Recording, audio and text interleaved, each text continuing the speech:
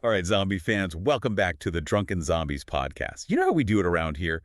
A fresh dose of the undead served up daily. I'm Adrian, and I'll be leading us through today's story, which is, let's just say it's a real nail-biter. Hey everyone, Julia here, ready to dissect all the juicy, insightful details of today's zombie tale. And let me tell you, the Control Tower Refuge story is packed with them. We're talking survival, we're talking tough choices, and we're talking about some serious zombie evolution. Oh yeah, this one's got it all. And speaking of evolution, don't forget to rate and follow the Drunken Zombies Podcast wherever you get your podcasts. It really helps us spread the zombie love, you know. So, Julia, this story kicks off on day 76, which means our survivors have been through a lot already. They've managed to hole up in an airport control tower, which seems pretty smart, right?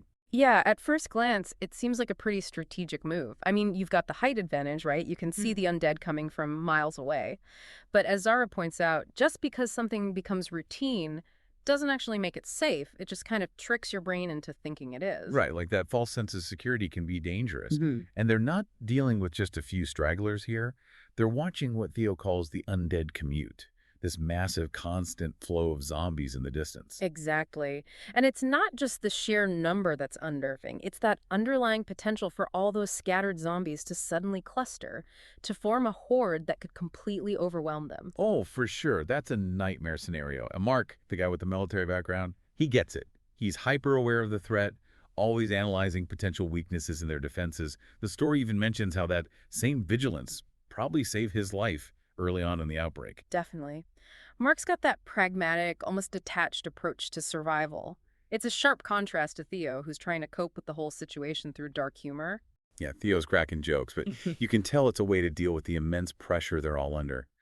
Even Zara, the tech genius who built their early warning system from scavenged parts, her laughter seems forced, you know. Absolutely. And Zara's role is so crucial here. I mean, she's the one who's turned this control tower into a viable refuge. But it's a double-edged sword, right? They're isolated, cut off. Totally. The height that gives them that amazing view also makes escape a lot more complicated. And then there's the narrator. This person wasn't air traffic control before the outbreak, but they've stepped up, taken charge, become the leader of this little group. But as the story goes on, you realize this tower, this place of refuge, is also a potential trap. Right, and the isolation theme really hits hard. They've lost people along the way, and Mark's approach to survival is pretty brutal. Avoid emotional attachments. But the narrator, they're secretly whispering the names of those they've lost. That shows you the inner conflict, this need for connection, for remembrance, even when it's dangerous. It makes you think, right, how long can you suppress those basic human needs without it breaking you? And then, bam, their routine gets shattered. Theo hesitates when he's reporting movement westbound. It's not the usual shambling horde, something's different. Yeah, that's the moment everything changes. Because what's coming isn't just another group of zombies, it's a plane. A plane. Wow. After months of silence, that sputtering engine must have been both terrifying and a little bit hopeful. It definitely throws a wrench in their carefully crafted survival strategy. And you see how everyone reacts differently, Mark. He's instantly suspicious. Unmarked plane, older model, something's not right. He's like, this could be more trouble than it's worth. Exactly. He knows that desperation can make you blind to danger. But Zara, she lets herself hope. She pictures a safe haven, maybe supplies. It highlights how differently people cope. Some get more cautious, others crave that normalcy, even if it's a huge risk. And then there's Theo, always the optimist, imagining this plane is part of some massive rescue effort. Like, come on, Theo, really? But it shows you how strong that human desire for order, for rescue can be, even when it doesn't make logical sense. But the narrator has to make a decision. And they choose to acknowledge the plane's landing request, adding the standard warning. It's a tough call because their whole survival plan has revolved around staying hidden. Yeah, bringing attention to themselves is a big gamble. And then they make contact with Captain Harper. You hear that initial desperation in his voice, that flicker of hope. But then it all goes downhill fast. Oh, epic. He describes these terrifying sounds over the radio, tearing metal, flesh ripping, and then this blood-curdling howl. Oh, man, not good. It's clear this isn't a normal emergency landing. Something else is on that plane, or something has been attracted to it. This is a whole new level of unknown for them. And then Captain Harper yells about something climbing big. It's like, whoa, this is some next level zombie evolution right here. They're faster, more agile, they can climb. Talk about a game changer. It throws everything they thought they knew out the window.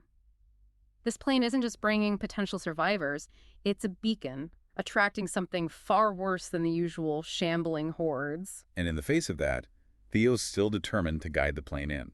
It's an incredible act of compassion, but it comes with a huge risk. Yeah. It really makes you think about those tough choices. When do you risk your own safety to help others? Even the narrator, who's been so hardened by this experience, they use a different name when talking to Captain Harper. Like a tiny crack in that tough exterior, a willingness to hope, even if it's dangerous.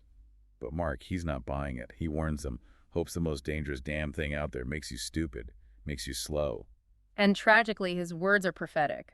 Because what happens right after the plane lands? Captain Harper doesn't make it. Oh man, that's rough. It's a stark reminder that even with good intentions, actions have consequences in this world. They find his body in that makeshift war room. It's a somber scene. You can see the impact it has on Theo, the weight of his decision. And then we meet Maya and Reed, two ordinary people thrown into this nightmare. So they've gone from a small, tight-knit group to having two new, vulnerable people to protect. Exactly. And Mark, ever the realist, doesn't sugarcoat anything. He tells them straight up, no rescue's coming, our time's running out, you gotta contribute if you want to survive. And Reed, he gets it immediately. His first question is, how did you last this long? He knows they're in deep now. They've managed to survive for 76 days. These guys must have some serious skills. They've learned to be resourceful, that's for sure. They're low on ammo, relying on strategy and ingenuity. Even Zara, with all her technical brilliance, can't just conjure up supplies. Mark's already planning for the next attack, focusing on when, not if. And that night of waiting, it's described as being more psychologically draining than the actual fighting. The anticipation, the fear of the unknown, that's what really wears them down. It's like the calm before the storm, Right. right? And in that quiet moment, Theo asks the narrator, why do you do it? He's wrestling with the possible cost of their compassion. And the narrator's answer, it almost sounds like they're trying to convince themselves as much as Theo. They cling to that hope of finding other survivors, an escape route, a reason to keep fighting. But Theo's reply, that's the gut punch. He says, they were scared, and we helped. For once, he's holding on to that act of kindness, that human connection, as a reminder of what they're fighting for. It's a powerful moment of humanity amidst all the horror. And while this is happening, Zara's working frantically. She's creating the sonic weapon, something to give them an edge. Sonic weapon. Yeah, she's hooked it up to the airport's PA system. She's basically weaponizing sound. It's a last-ditch effort, but it shows how resourceful she is. So they're preparing for this huge onslaught, right? And then all hell breaks loose. It starts with a scream, Maya. Oh no. They rush to help her, but it's too late. These evolved zombies are on them, and they're fast, brutal. Reed freezes, but Mark, he reacts instantly, taking them down. That moment changes Reed. His fear turns to rage, to grief, to this fierce determination to fight. It's like a switch flips. Yeah. But then they hear this new sound from the stairwell, something that sends chills down their spines. It's a scrabbling, like claws on metal. Yeah. And Mark knows instantly. They have to retreat. They barricade themselves in the conference room, Zara using the sonic weapon to buy them some time. But it's not enough, right? No, the pounding on that door is relentless. And then this huge crash from above, the ceiling caves in. What is it? It's not just more of the fast zombies. This thing is different, larger, more powerful. It's a nightmare creature, all twisted limbs and razor-sharp claws, and it can climb. This thing sounds like it's straight out of a horror movie. It's a total game changer. Even Mark, he's shocked. Theo gets injured, and the situation just seems hopeless. The narrator's overwhelmed, not just by the threat, but by the guilt.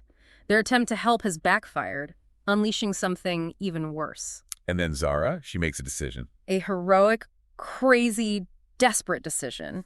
She grabs that sonic device and charges at the creature. What? She's gonna fight that thing head on. She yells, "You want a light show? Yeah, bastard. Then come and get some."